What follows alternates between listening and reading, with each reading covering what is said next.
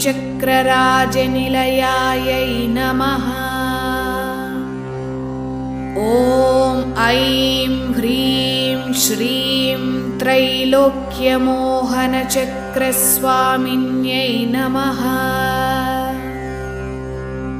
ॐ ऐं ह्रीं श्रीं सर्वशापरिपूरकचक्रस्वामिन्यै नमः।